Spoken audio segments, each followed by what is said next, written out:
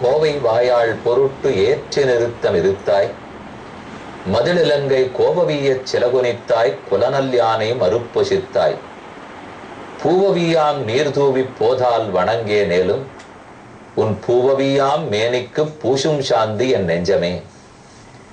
நம்மாழ்வார் பகவானை நாம் பூசிக்கும் போது என்ன சமர்ப்பிக்க வேணும், அதற்கு செலவு அதிகமா அல்லது நம் மனத்தையும் வாக்கையுமே சமர்ப்பிக்கலாமா என்று இந்த போஷரத்தாலே தெளிவுபடுத்துகிறார். கண்ணன் 8 திருக்கல்யாணங்கள் பண்ணிண்டார்.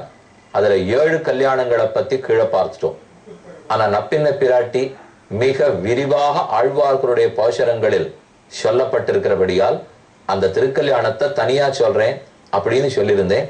இன்னைக்கு அந்த கல்யாணத்தை பார்ப்போம்.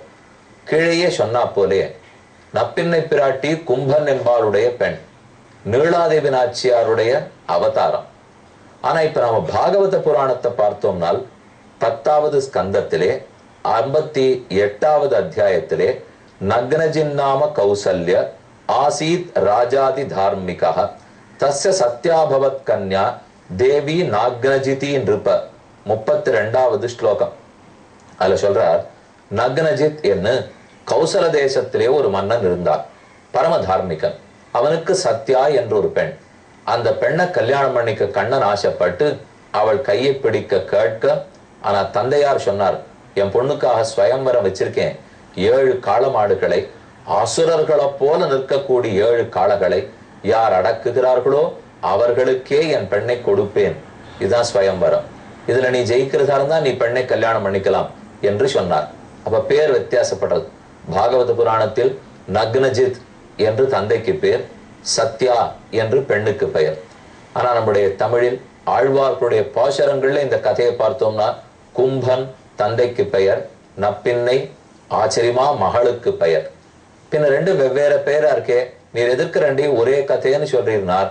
2 கதையிலையும் தொடர்பு படுத்துவது 7 காளை மாடுகளை அடக்கினது. 2 இடத்துலயும் ஸ்வயம்வரம் அதே. அதனால இவளும் அவளும் ஒன்றுன்னு கொள்ளுவதிலே ஒன்றும் குறை கிடையாது. மேல வாசிக்கிறேன்.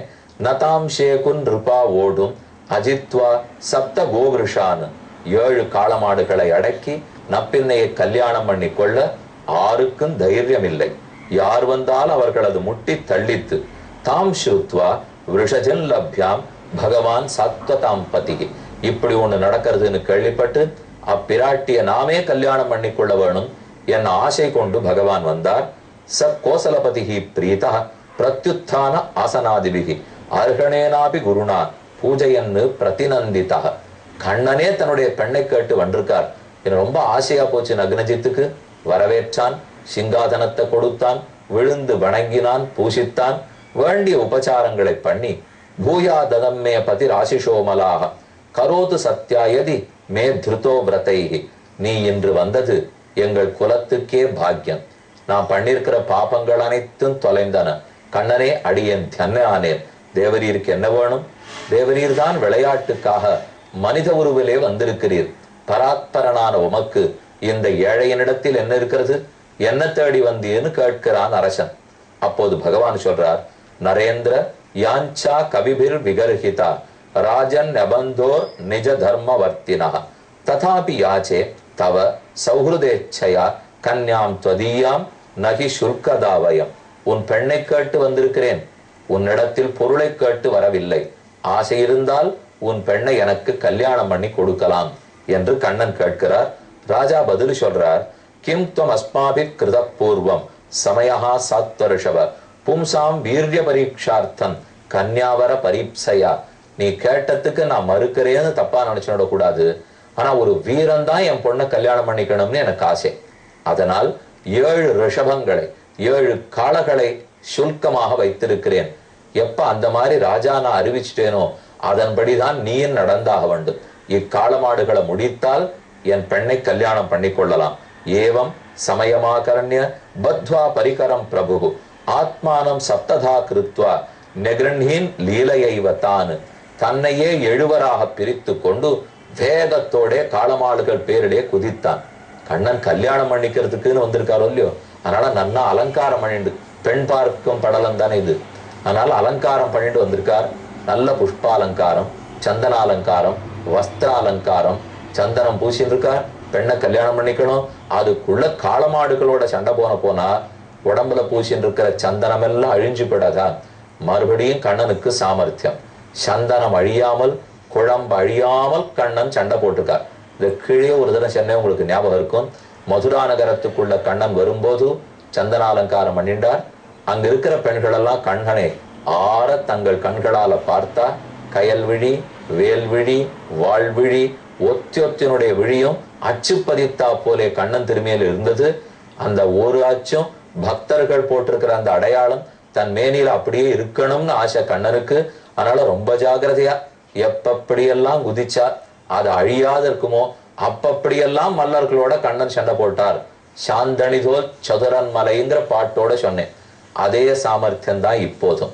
கண்ணனோ சந்தனம் பூசின்னு இருக்கார், இதோ காளமாடுகள் ஒன்னொன்னும் தலையிலையும் குதிக்கும் போது கண்ணன் ரொம்ப ஜாகிரதையா குதிச்சிருக்கார். குறி அழியக்கூடாது, சந்தனம் அழிஞ்சிடக்கூடாது. அது மட்டுமல்ல, அவர் இன்னொரு முக்கியமான நிர்பந்தத்தையும் வச்சுட்டு இருக்காராம். ஸ்ரீ பராசர பட்டர் ரொம்ப ஆச்சரியமா ஒரு போஷரத்தில் சாதிக்கிறார். மலையஜ சசிலிப்தம் மாலதி தாமதல்பம் சுமணிசர விதானம் கௌஸ்துப ஸ்வஸ்தி தீபம் தனுஜ விஷ விஷாண்ணோலேக்க சித்திரஞ்ச லக்ஷ்மி லலித கிரகம் உபாசே ரங்கசர்வம் சகோரா. பராசர பட்டர் கூரத்தாழ்வானுடைய திருக்குமாரர். இன்னைக்கும் ஸ்ரீரங்கத்துல பெருமாளை சேவிக்கிறதுக்கு போனோம்னா தெற்கு வாசலில் நுழைந்த உடனேயே வலது பக்கத்தில் கூரத்தாழ்வானுடைய சன்னதி. ஸ்ரீ பராசர பட்டாரியா ஸ்ரீரங்கேஷ புரோகிதா ஸ்ரீவத்சாங்க சுதஸ்ரீமான் ஸ்ரேயசே மேஸ்து பூயசே. கூரத்தாழ்வானுடைய திருக்குமாரர்கள் இருவர், ஸ்ரீ பராசர பட்டரும் ஸ்ரீ வேதவியாச பட்டரும். அதுல மூத்தவர் ஸ்ரீ பராசர பட்டர். அந்த சுவாமி ஸ்ரீ ரங்கராஜ ஸ்தவம் 100 ஸ்லோகங்களாக 2 ஸ்தவம், பூர்வ சதகம் உத்தர சதகம் நம்பெருமாளை அனுபவித்து பாடினார். அதுக்கப்புறம் ஸ்ரீரங்கநாச்சியாருக்காக ஸ்ரீ குணரத்தன கோஷம்னு பாடினார். அந்த ஸ்ரீரங்கராஜஸ்தவத்துல சாதிக்கிறார், நம்பெருமாளுடைய திருமார்பு லக்ஷ்மி லலித கிரகம். அவாவா புது வீடு கட்டிட்டு பேர் வைக்கணும்னு தேடுவாள் இல்லையோ, பட்டர் ஒரு பேர் சொல்றார், லக்ஷ்மி லலித கிரகம். லக்ஷ்மி நித்தியவாசம் பண்ணக்கூடிய அந்தப்புறம் எது? நம்பெருமாளுடைய திருமார்பம். விராட்டி இருக்கக்கூடிய அந்தப்புறம்னு சொன்னா அப்ப அதற்கு தகுந்தா போல கோலம் போட்டிருக்க வேண்டாமா, விளக்கேத்திருக்க வேண்டாமா? நிறைய மேல்கட்டி விதானம், மணிமணியா சரங்கள், இதுத்தனை இருக்கணுமே. இருந்தாத்தானே அந்த புறத்துக்கு அழகு. நிறைய பூக்கள் சரசரமா தொங்கணும், தங்கச்சங்கிலிகளா தொங்கணும், மேல்கட்டி விதானம், முத்துப்பந்தல், பக்கத்துல அழகான அணையா விளக்கு, கீழே பூசப்பட்டிருக்கிற அழகான மெழுகி, அதுக்கு மேல போடப்பட்டிருக்கிற கோலம், இது இத்தனை இருக்கா? பெருமாளுடைய திருமார்பில் இது இத்தனை இருக்கும்னால் அப்ப இதை லக்ஷ்மி வாசம் பண்ணக்கூடிய அந்தப்புறம்னு ஒத்துக்கலாம் என்று பட்டர் தேடுறார். மலையஜ சசிலிப்தம், பெருமானே சந்தனம் பூசின்னு இருக்காரோ இல்லையோ, அதுதான் பள்ளியறைக்காக பூசப்பட்டிருக்கிற சந்தனக்காப்பு குங்குமப்பூ.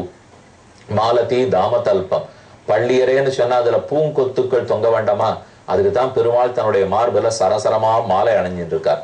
சுமணிசர விதானம், அவர் கட்டி கொண்டிருக்கிற முத்து மாலை, ரத்தன மாலை, மாணிக்க மாலை, பவழ மாலை, இதுதான் மேல கட்டப்பட்டிருக்கிற விதானம், நிழல்.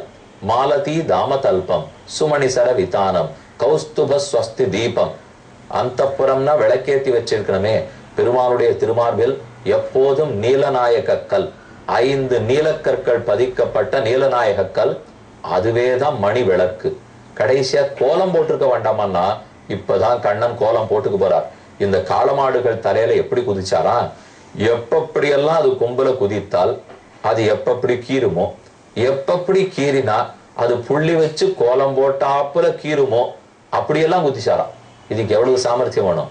குதிக்கிறது சண்டை போடுறதுக்காக, ஆனா ரொம்ப சாமர்த்தியமா குதிச்சு எப்படி குதிச்சா அது எப்படி கீறும், எப்படி கீறினா கோலம் போட்டாப்புலே கீறும் அப்படின்னு தன் திருமார்பல கோலம் போட்டு, இதுவே நப்பின்ன பிராட்டிக்கு கோலமாக இருக்கட்டும், அவள் அந்த புறத்தில் எப்போதும் வசிக்கட்டும்னு வைத்தான். அப்படி ஒரு அழகான சண்டை. இதை பத்தி திருவிருத்தம்ங்கிற நம்மாழ்வாருடைய பாசுரம், 100 பாசுரங்கள், அதனுடைய தனியன் பாசுரம். இந்த தனியன்ல அழகான ஒரு கருத்து சொல்லப்பட்டிருக்கு. கருவிருத்த குழிநீத்துங்கிறது. நாம கர்ப்பத்துக்குள்ள எப்போதும் இருக்கிறோம். திருவிருத்தத்துல ஓர் கோஷரத்தை படித்தால் கூட நாம் இனி கர்ப்பத்திலிருந்து துன்பப்பட வேண்டிய தேவையில்லை. இதற்கு உள்ளூர ஒரு கருத்து உண்டு. அந்த கருத்து என்னன்னு பார்ப்போம். 7 காளமாடுகள் பேர்ல கண்ணன் விதிக்கிறார். ஒரு காளமாட்டுக்கு 2 கொம்புகள் உண்டு. அப்ப 7 காளைகள் 7 2 14 கொம்புகள். இது என்னங்கிறதான் இந்த இடத்துல சொல்றார். ஒரு காளமாடும் ஒன்னு கர்ப்பம், ஒன்னு ஜன்ம, ஒன்னு பால்யம், ஒன்னு கௌமாரம், ஒன்னு யௌவனம், ஒன்னு ஜரா, ஒன்னு மரணம். நம்ம வாழ்க்கையில இருக்கிற 7 மாறுபட்ட நிலைகள். முதல்ல கர்ப்பவாசம் பண்றோம், அதுக்கப்புறம் பிறக்கிறோம், அது ஜென்மா. அதுக்கப்புறம் குழந்தையா இருக்கும், பாலன். அதுக்கப்புறம் குமாரனாரும், நடுவா. அதுக்கப்புறம் யுவாவாரும், யௌவனம், இளமை. அதுக்கப்புறம் விருத்தனாரும், வயசாருது, மூப்படைஞ்சுடுறோம். அதுக்கப்புறம் மரணம் அடைகிறோம். இந்த 7 நிலைகள். இந்த ஒரு நிலையிலேயும் சுகம் துக்கம் சுகம் துக்கம் மாறி மாறி அனுபவிக்கிறோம். கர்ப்ப காலத்திலையும் இன்ப துன்பம் உண்டு, பிறக்கிற காலத்திலும் இன்ப துன்பம் உண்டு, குழந்தை பிராயத்திலையும் இன்ப துன்பம் உண்டு. அப்ப 7 நிலைகள். ஒரு நிலையிலேயும் இன்பமும் துன்பமும். 7 2 14 கொம்புகள். 7 நிலைகள், 7 காளமாடுகள், 14 கொம்புகள். அந்தந்த நிலையில நாம் அனுபவிக்கிற இன்பமும் துன்பமும்.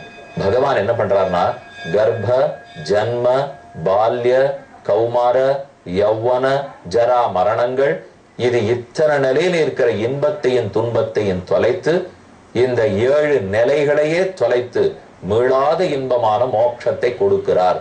அதைத்தான் இந்த 7 காளமாடுகளை குறிக்கிறதுக்கு முறிக்கிறதுக்கு ஆந்தரமான அபிப்பிராயம். ரொம்ப ஆச்சரியமான கருத்தல்லவா? அப்ப கண்ணன் ஏதோ ஒரு சேட்டிதம் பண்ணுவார். அதை அதுக்குன்னு நினைச்சுட கூடாது. அது மற்றேதோ ஒரு உள்ளுரை பொருள் இருக்கும். முதல்ல பலராமன் காலடித்து வச்சார். இந்த காளமாடுகளை முடிச்சு நாம நப்பின்னை கல்யாணம் பண்ணிக்கலாம்னுட்டு. ஆனா பலராமன் காளமாடுகளை அடக்கிடுவார் நம்பிக்கை எனக்கு நப்பின்னைக்கு தெரியும். ஆனா நப்பின்னைக்கு பலராமனை கல்யாணம் பண்ணிக்கிறதுல இஷ்டம் இருக்கவில்லை. அதனால அழகா சிரிச்சுட்டு இருக்கிற பூ போன்ற அவள் முகம் கூம்பி போச்சான். பார்த்தவொடனே இந்த பெண்ணுக்கு நம்மளை கல்யாணம் பண்ணிக்கிறதுக்கு இஷ்டம் இல்லை, அதனால நாம் அவளை நிர்பந்தப்படுத்த கூடாது என்ன பலராமன் முன்னாடி வச்ச காலை பின்னாடி வச்சுட்டார். அடுத்து கண்ணன் முன்னேறினார். பார்த்த உடனே கழுக்குன்னு சிரித்தாளான் நப்பின்னை. அதைத்தான் கோவை வாயாள் பொருட்டு ஏற்றி நிறுத்தாய். கோவை வாய போல, கோவை பழத்தை போல சிவந்திருக்கிற வாய் கோவை வாயாள் பொருட்டு ஏற்றி நிறுத்தாய்.